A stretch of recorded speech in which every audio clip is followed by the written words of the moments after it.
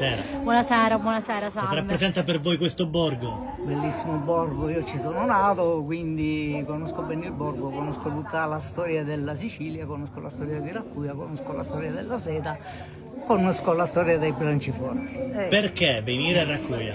Allora, venire a Raccuglia perché prima di tutto trovate queste donne meravigliose.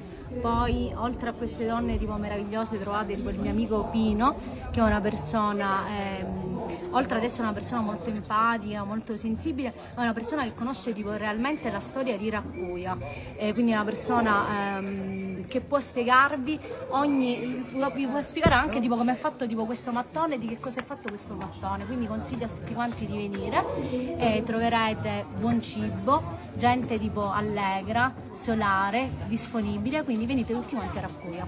Cosa ne pensa di questo paese? Bellissimo paese, L'aggettivo invece che utilizzerà lei quale sarà? per il paese di Raccuglia.